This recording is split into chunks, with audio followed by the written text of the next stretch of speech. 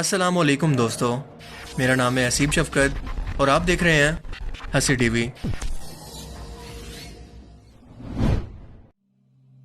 قرآن کریم کی سورہ رعد کے اندر اللہ پاک یہ واضح طور پر فرماتے ہیں کہ ہم نے ہر قوم کے اندر نبی اور ڈر سنانے والا بھیجا۔ پھر حدیث مبارکہ سے ہمیں پتہ چلتا ہے کہ پوری دنیا کی ہر ایک قوم اور ہر ایک جگہ پر انسانیت جہاں پر آباد تھی 1,24,000 پیغمبر بھیجے گئے، لیکن نام سے ذکر صرف اور صرف 25 پیغمبروں کا ہے، کیونکہ اگر ان سب کے نام، زندگی اور قوموں کے حالات بیان ہوتے تو یہ قرآن کریم ہدایت اور عبرت کی کتاب کی بجائے تاریخ کی کتاب زیادہ معلوم ہوتی، اسی لیے ان کا ذکر کرنا ضروری نہیں تھا۔ مگر آج ہندو مذہب کے ماننے والے لوگوں کا یہ دعویٰ ہے کہ ان کا سناتن مذہب یعنی ہندو مذہب مسلمانوں کی تاریخ سے بھی ہزاروں سال پرانا ہے، اور نہ ہی ہندوستان کی سرزمین پر کوئی نبی بھیجا گیا۔ ان کے پاس بھی قرآن کریم کی طرح بھگوان کی طرف سے بھیجی ہوئی کتابیں ویداس کی صورت میں موجود ہیں، جس میں کسی بھی پیغمبر کا کوئی ذکر نہیں۔ جبکہ سورہ الانبیاء آیت 107 کے اندر اللہ پاک فرماتے ہیں کہ ہم نے آپ کو تمام جہانوں کے لیے یعنی قیامت تک کے انسانوں کے لیے ہدایت بنا کر بھیجا، جس کا مطلب ہے کہ اس میں ہندوستان کی سرزمین بھی شامل ہے۔ تو پھر ہندو مذہب کے ماننے والے اس کا انکار کیوں کرتے ہیں؟ اگر اس سرزمین پر کوئی نبی واقعی نہیں بھیجا گیا تو پھر حضرت محمد صلی اللہ علیہ وآلہ وسلم کا ذکر ان کی کتابوں کے اندر کیسے موجود ہے؟ نوح علیہ السلام اور ان کی کشتی کا ذکر کیسے بیان کیا گیا ہے؟ حضرت عیسیٰ علیہ السلام کی واپسی کا ذکر کیسے بیان ہوا ہے؟ ایک اللہ کی عبادت کا کیوں کہا گیا ہے؟ اگر یہ واقعی اس قوم کے اندر ہدایت کے لیے آنے والے کسی نبی کی تعلیمات ہیں جنہیں وقت کے ساتھ بگاڑ دیا گیا، تو وہ کون سے پیغمبر ہیں؟ یعنی سوال یہ ہے کہ یہ ہندو کس نبی کی امت ہیں؟ آئیے ان سوالوں کا جواب تاریخ سے تلاش کرنے کی کوشش کرتے ہیں اور ایسے حقائق جانتے ہیں جو تمام ہندو پنڈت، اسکالرز اور تاریخ دان آج تک دنیا سے چھپاتے ہیں۔ ہندو مذہب کے ماننے والوں کا یہ دعویٰ ہے کہ یہ دنیا کا سب سے قدیم ترین مذہب ہے، اتنا قدیم کہ جب اسلام یا مسلمان لفظ کا وجود تک موجود نہیں تھا، جو کہ صحیح بھی ہے کیونکہ کفر اور شرک کی ابتدا اسی دن سے ہو گئی تھی جب حضرت آدم علیہ السلام کے بیٹے قابیل نے حابیل کو قتل کیا اور ان سے الگ ہو کر کفر اور شرک کے اندر مبتلا ہو گیا۔ حضرت ابراہیم علیہ السلام کی قوم بھی بت پرست تھی، موسیٰ علیہ السلام کی قوم نے بھی ایک وقت پر سونے کے بچڑے کی عبادت شروع کر دی، یہاں تک کہ نبی پاک صلی اللہ علیہ وآلہ وسلم کے اعلان نبوت سے قبل کعبہ کے اندر 360 بت موجود تھے، جنہیں فتح مکہ کے وقت صحابہ کرام نے توڑ توڑ کر ٹکڑے ٹکڑے کر دیا، جس سے یہ معلوم ہوتا ہے کہ بت پرستی تو دنیا کے پہلے انسان حضرت آدم علیہ السلام کی ایک نافرمان اولاد کے وقت سے آج تک موجود ہے، مگر اس کا تعلق کسی مذہب سے نہیں بلکہ گمراہی سے ہے جو کہ شیطان ان سے کرواتا رہا۔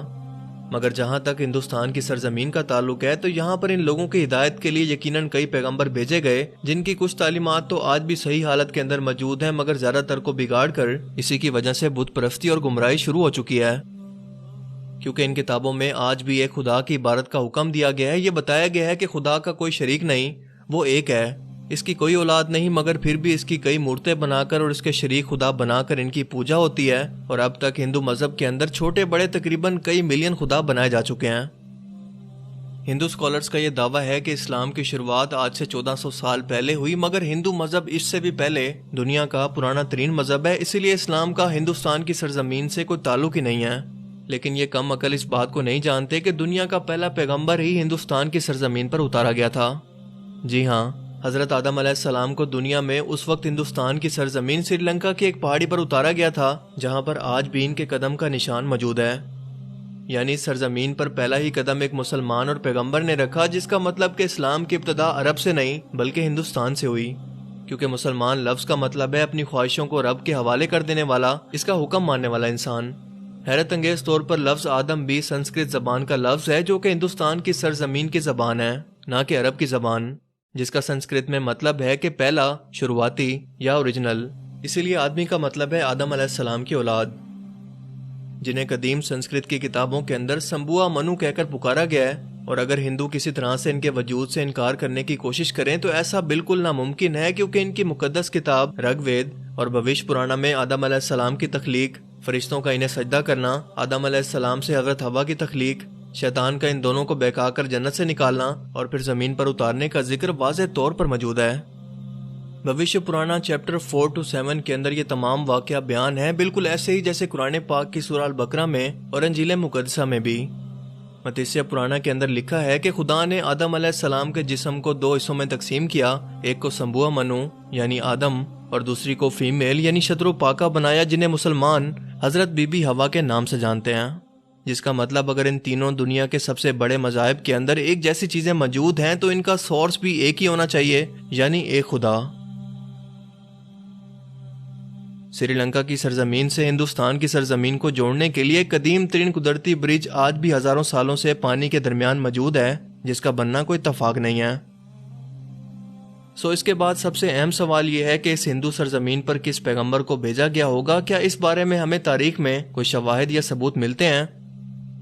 سب سے پہلی بات کہ ہندو نام کا کوئی مذہب تاریخ کے اندر کہیں پر موجود ہی نہیں ہے، اور نہ ہی ہندو مذہبی کتابوں میں، اور نہ ہی کوئی اور آسمانی کتاب مثلاً تورات، زبور، انجیل کے اندر اس کا کوئی ذکر موجود ہے۔ بلکہ دریائے سندھ کے پاس رہنے والے، سندھو ندی کے قریب رہنے والے لوگ اپنے علاقے کی نسبت کی وجہ سے نام کو بگاڑ کر ہندو کہلائے جانے لگے، جبکہ اصل میں ان کا یہ مذہب سنسکرت کی زبان کے اندر ہندو نام سے نہیں بلکہ سناتن دھرم کے نام سے تاریخ میں موجود ہے، جس کا عربی میں مطلب ہے مذہب پر قائم رہنے والا، جس کا بالکل ایسا ہی مطلب قرآن کریم کی سورہ روم کے اندر بھی موجود ہے، جہاں پر اسلام کو ہمیشہ باقی رہنے والا دین کہا گیا ہے۔ یعنی سناتن دھرم کا مطلب ہی مذہب اسلامی ہے۔ تاریخ کے حوالوں اور مضبوط دلائل سے یہ پتہ چلتا ہے کہ یہ وید کسی اور پیغمبر پر نہیں بلکہ آدم ثانی یعنی حضرت نوح علیہ السلام پر اتارے گئے، جس میں انہیں مہا نوح کہا گیا ہے۔ ویدوں میں پیغمبر اور عظیم شخصیات کے لیے منو کا لفظ استعمال کیا گیا ہے، لہٰذا نوح علیہ السلام کو بڑے سیلاب والا منو کہہ کر بیان کیا گیا ہے، اور ان کی کشتی سے لے کر سیلاب تک کا تمام واقعہ تفصیل سے موجود ہے، جیسا کہ قرآن کریم کی سورہ ہود میں اور بک آف جینیسس چیپٹر 7 کے اندر بھی یہ بیان ہے۔ ویدوں میں لکھا ہے کہ جب بڑے سیلاب کے بعد دنیا پھر سے آباد ہوگی تو میں ان ویدوں کو نافذ کروں گا، اور بھوشیہ پرانا چیپٹر 4 سے 7 کے اندر نوح علیہ السلام کے طوفان کے بارے میں بیان کیا گیا، اور یہ بھی کہ اس منو کو خدا نے کشتی بنا کر اس کے اندر جانوروں کو سوار کرنے کا حکم دیا، جس کے بعد ایک عظیم طوفان آیا جس نے بھارت ورش یعنی ہندوستانی سرزمین پر زندگی کو ختم کر دیا۔ لفظ نوح سنسکرت زبان کے اندر بھی موجود ہے، جس کا مطلب ہے بوٹ یعنی کشتی والا، وہی مطلب جو کہ عربک زبان کے اندر ہے۔ اس دوران یہ ویداس فیوچر کے بارے میں بیان کر رہی ہیں کہ کیسے ایک بڑا طوفان آنے والا ہے اور کیسے ایک بار پھر سے انسانیت کی شروعات ہوگی، اور ویداس میں نوح علیہ السلام کو کل 74 جگہ پر نام کے ساتھ بیان کیا گیا ہے۔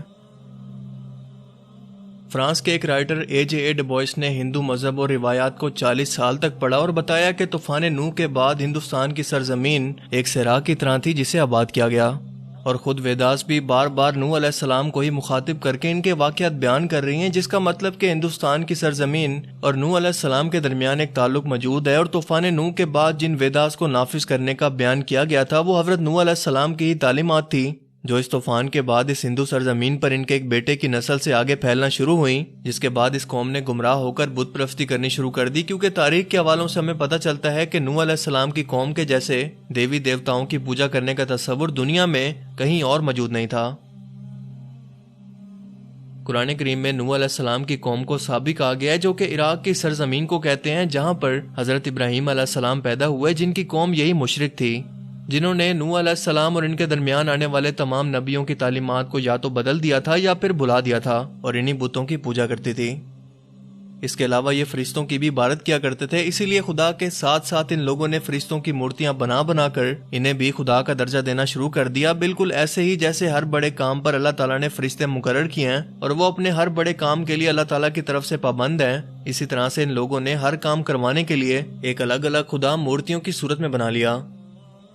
یہ لوگ ستاروں اور آگ کے بھی پجاری تھے، اس لیے آج بھی ہندو قوم ستاروں کے علم کے اندر اتنا یقین رکھتی ہے اور آگ کی بھی پرستش کرتی ہے، اسے مقدس جانتی ہے۔ مگر سب سے اہم سوال یہ ہے کہ یہ سب جان کر بھی اور اپنی کتابوں کے اندر واضح طور پر ایک خدا اور پیغمبروں کی تعلیمات کو واضح طور پر دیکھ کر بھی ہندو قوم اس کا انکار آخر کیوں کرتی ہے؟ کیوں نہیں مانتی کہ اللہ تعالیٰ کے وعدہ کے مطابق ان کی قوم کے اندر بھی اللہ کا پیغام اتارا گیا، انہیں بھی ڈر سنایا گیا؟ یہ بات سمجھنے کے لیے آپ کو صحیح بخاری کی ایک حدیث مبارکہ کے بارے میں جاننا ہوگا کہ ابو سعید سے روایت ہے کہ رسول پاک صلی اللہ علیہ وآلہ وسلم نے فرمایا کہ قیامت کے دن حضرت نوح علیہ السلام اور ان کی قوم کو بلایا جائے گا، اور اللہ تعالیٰ نوح علیہ السلام سے یہ سوال کریں گے کہ کیا آپ نے اپنی قوم تک میرا پیغام پہنچا دیا تھا؟ حضرت نوح علیہ السلام کہیں گے کہ بے شک میرے مالک، جس کے بعد نوح علیہ السلام کی قوم سے پوچھا جائے گا کہ کیا نوح نے میرا حکم تم تک پہنچا دیا تھا؟ یہ لوگ انکار کریں گے کہ نہیں، ہمارے پاس کوئی بھی ڈر سنانے والا نہیں آیا، ہمیں آپ کا کوئی پیغام نہیں ملا۔ اللہ تعالیٰ نوح علیہ السلام سے فرمائیں گے کہ آپ کا گواہ کون ہے؟ وہ فرمائیں گے کہ حضرت محمد صلی اللہ علیہ وآلہ وسلم اور ان کی امت۔ پھر تم لوگوں کو پیش کیا جائے گا اور تم لوگ گواہی دینا کہ نوح علیہ السلام نے اپنا پیغام یا اللہ کا حکم پہنچا دیا تھا۔ جس کے بعد نبی پاک صلی اللہ علیہ وآلہ وسلم نے سورہ البقرہ کی آیت 143 پڑھی کہ اور اسی طرح سے ہم نے تمہیں امت وسط بنایا، یعنی درمیانی امت بنا دیا، تاکہ تم لوگوں پر گواہ رہو اور رسول تم پر گواہ رہیں، جس سے یہ ثابت ہوا کہ یہ ہندو قوم کبھی بھی اپنے نبی نوح علیہ السلام کی تعلیمات یا کسی اور پیغمبر کو تسلیم نہیں کریں گے، اور ہندوستان کی سرزمین کا اصل مذہب اسلام ہی تھا جو کہ بگاڑ کی وجہ سے اپنی اصل شکل کو کھو چکا ہے۔